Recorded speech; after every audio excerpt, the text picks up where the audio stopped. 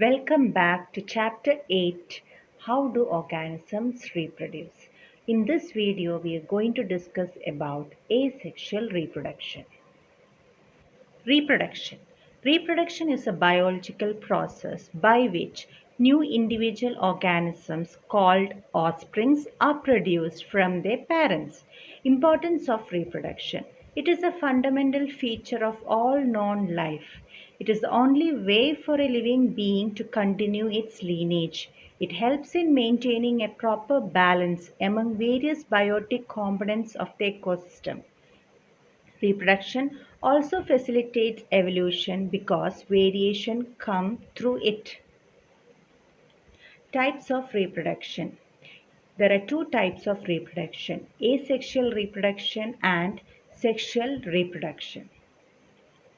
Asexual reproduction. It involves only one parent. There is no formation and fusion of gametes. The young ones formed almost identical to each other as well as to the parent cell. Asexual reproduction generally occurs during favorable environment conditions and when there is an abundance of food. It is a faster method of reproduction. Now moving on to types of asexual reproduction. Fission, fragmentation, budding, vegetative propagation, regeneration, and spore formation are the different types of asexual reproduction. First, about fission. Fission are of two types depending on the number of individual produced.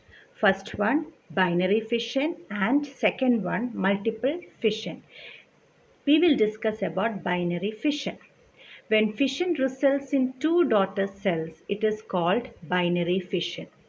At first, nucleus of the parent cell divides. This is called karyokinesis, and then the cytoplasm divides. It is called cytokinesis.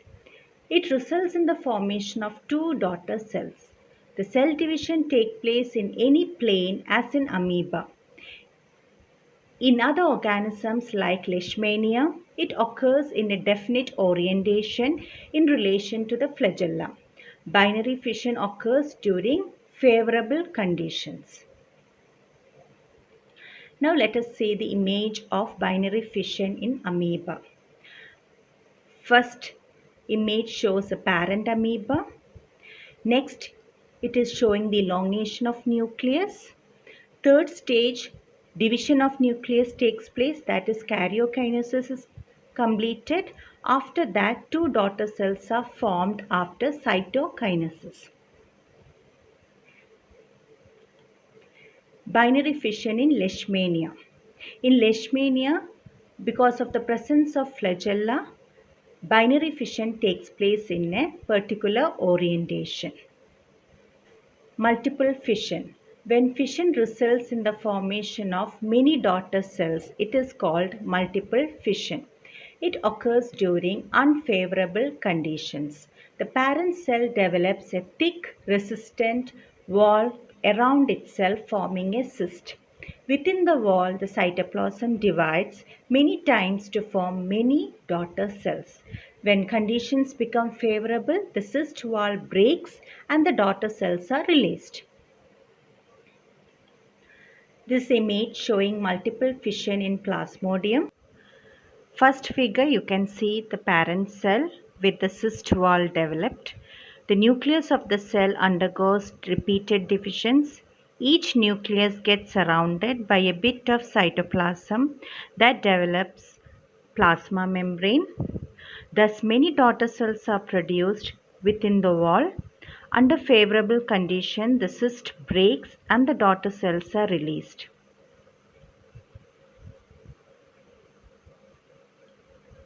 Next is budding. The parent cell develops an outgrowth called bud. This bud develops into a new daughter cell. When the bud grows bigger, it gets separated from the parent cell to lead an independent life. Example, yeast and hydra.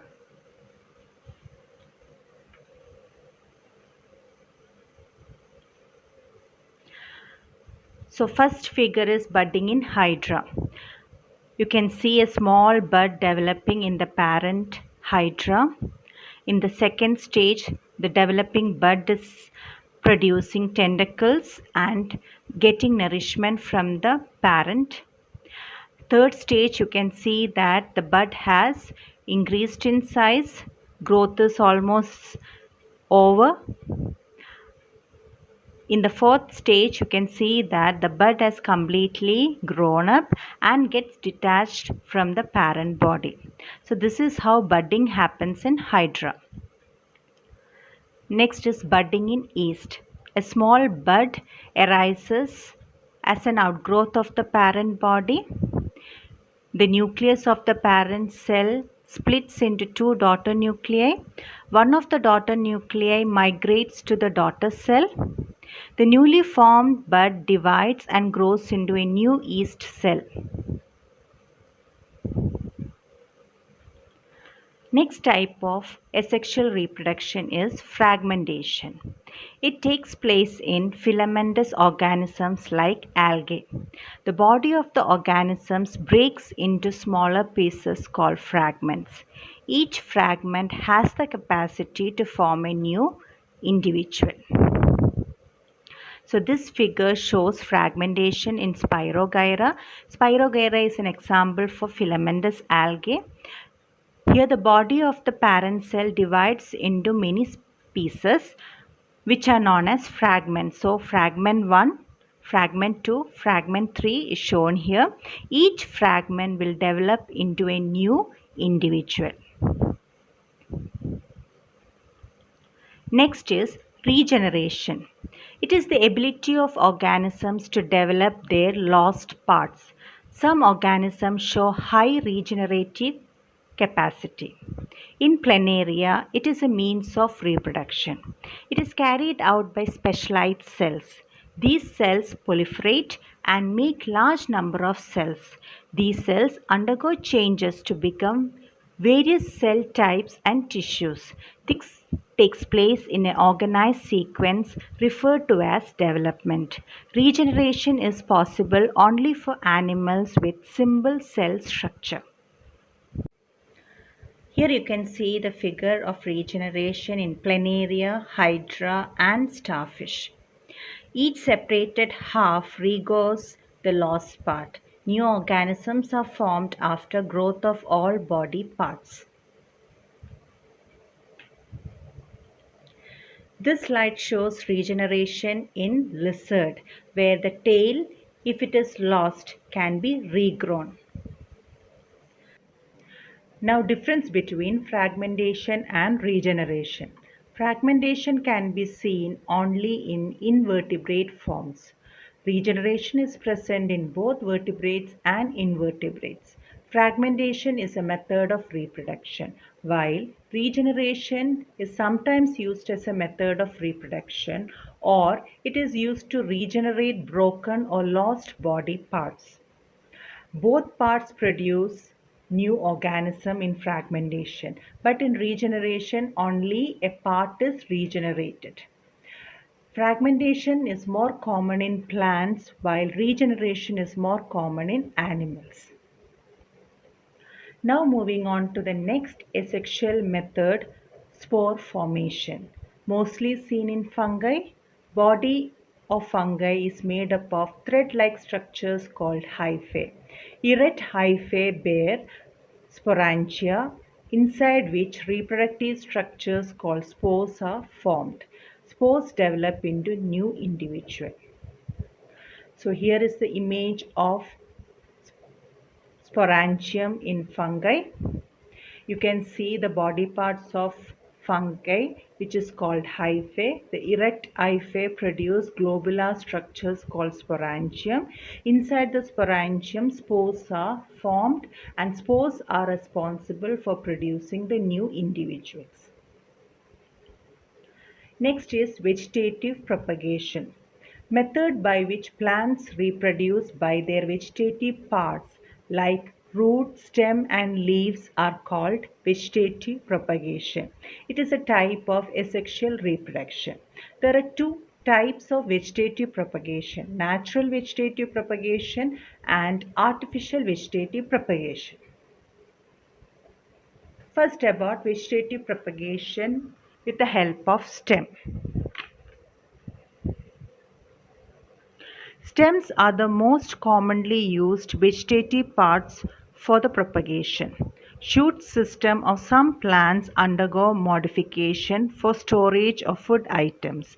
In addition to the storage of food items, these modified stems also serve the purpose of propagation of new plants.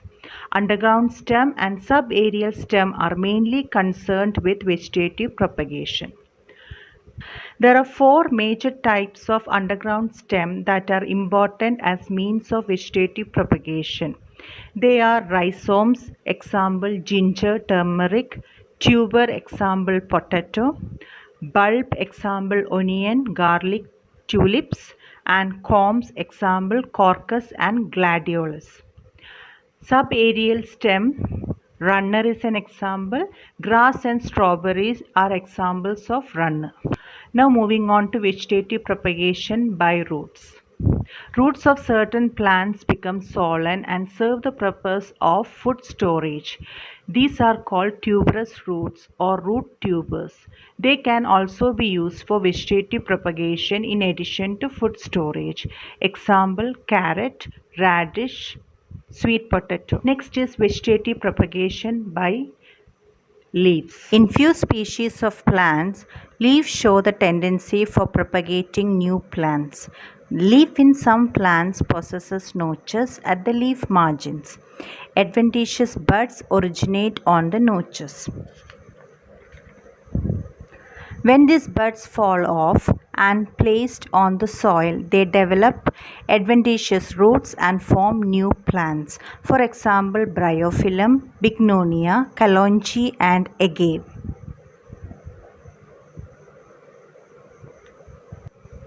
Artificial method of vegetative propagation. Vegetative propagation is carried out artificially for the production of economically important and useful plants. The main idea behind propagating plants artificially is to introduce desired characters in the new plants. There are many methods of artificial vegetative propagation. Those three methods are widely followed ones. These are cutting, grafting and layering. First, about grafting. In this process, portion of the stem of a plant is cut in a slanting way and this part is called scion. Scion is without root. Another part of a plant that is rooted is also cut in the same way and this is called stalk. The exposed part of scion is attached to the stalk without leaving any gap and bound tightly with a piece of cloth that is covered with a polythene sheath. Finally, the stalk and scion unite together and grow as one plant. Grafting is practiced in guava, mango, rubber, citrus, pear and apple. Layering. In this method of vegetative propagation, a low-growing and flexible stem is bent. A part of the stem that touches the ground is covered with soil and the rest of the part remains above the soil. Roots are grown from the part of the stem that is covered with the soil and a new stem is originated. This flexible stem is not detached from the plant. Layering process is employed for plants such as climbing rose, honeysuckle, etc. Cutting.